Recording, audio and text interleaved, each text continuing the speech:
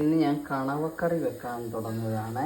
എൻ്റെ കറിക്ക് ആവശ്യമായിട്ടുള്ള സാധനം ചുമന്നുള്ളി, ഒരു ചെറിയ തക്കാളിപ്പഴം, ഇഞ്ചി, അതിന് ചെറിയ 2 കഷ്ണം വെളുത്തുള്ളി, കറിവേപ്പില,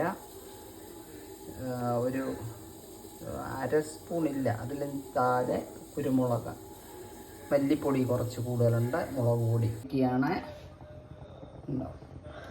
വെളിച്ചെണ്ണയൊക്കെ ഞാൻ കുറച്ചേ ഉപയോഗിക്കത്തുള്ളൂ. കാര്യം ഇവിടെ കുഞ്ഞുങ്ങൾക്കും എല്ലാം അങ്ങനെ കൊടുത്ത് പഠിപ്പിക്കുക. നമ്മളെ ഇപ്പം വെളിച്ചെണ്ണയ്ക്ക് വിലയായതുകൊണ്ട് ആളുകളെല്ലാം വെളിച്ചെണ്ണ മാറ്റി സൺഫ്ലവർ ഓയിലൊക്കെ ആക്കിയിട്ടുണ്ട്.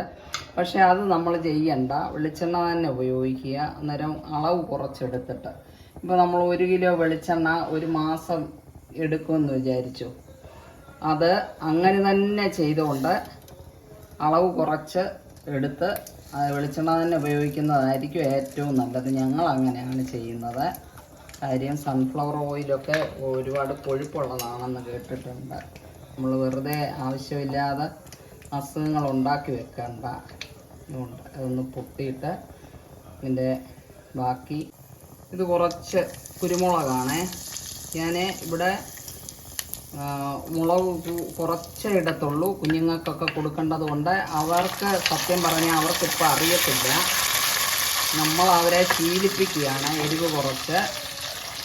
ഇപ്പോൾ കുഞ്ഞുങ്ങളായതുകൊണ്ട് അവർക്കറിയത്തില്ല. എരിവ് കൂട്ടി കൊടുത്താലും കുറച്ച് കൊടുത്താലും അവർ കഴിക്കും. പക്ഷേ നമ്മൾ എപ്പോഴും വയറിനൊക്കെ ഇപ്പോൾ ഒരുപാട് അസുഖങ്ങളൊക്കെ ഉള്ളത് കൊണ്ട് എരിവ് കഴിവതും കുറച്ച് കഴിക്കാം. ഇത് ചുമന്നുള്ളിയാണ്. ഇതെല്ലാം ഒരു ചെറിയ രീതിയിൽ മൂക്കുക. ഒരുപാട് ഞാൻ വെച്ച് മൂപ്പിക്കത്തില്ല.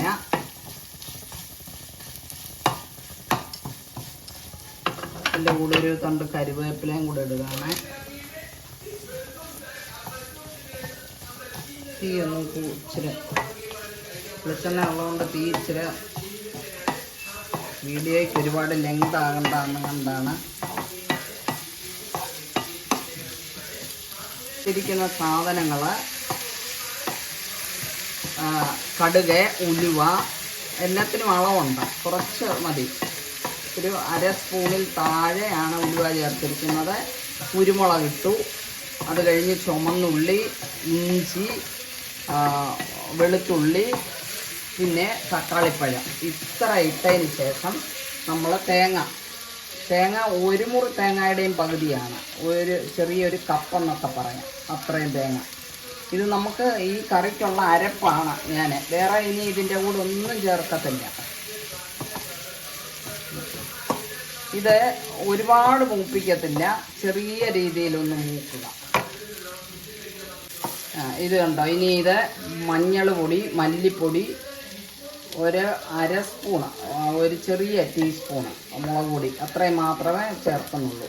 എരിവ് വേണ്ടവർക്ക് കൂടുതൽ ചേർക്കാം, മല്ലിപ്പൊടി കൂടുതൽ ചേർക്കണം. അപ്പം നമുക്ക് എരിവൊക്കെ ബാലൻസായിട്ട് കിട്ടും.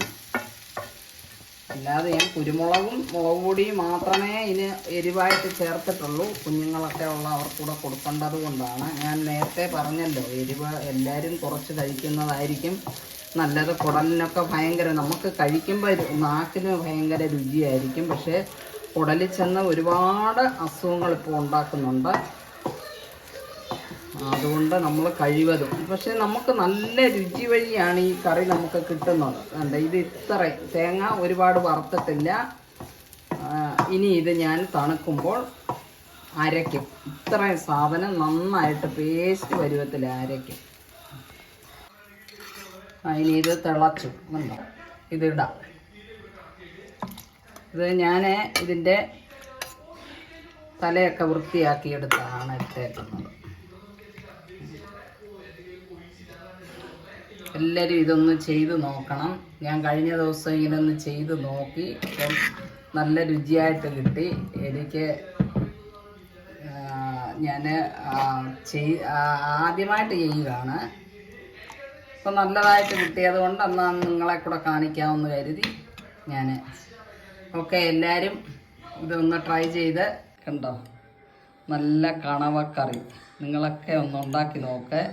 നല്ല രീതിയിലാണ് കണവക്കറി കിട്ടിയത്. നല്ല ടേസ്റ്റാണ്. ഹലോ ഗൈസ്, ഇത് കണ്ടോ, നല്ല രീതിയിൽ നല്ല ടേസ്റ്റായിട്ടാണ് ഞാൻ ഒന്ന് എല്ലാം ചെയ്ത് എന്നെ സപ്പോർട്ട് ചെയ്യണം. ഓക്കെ.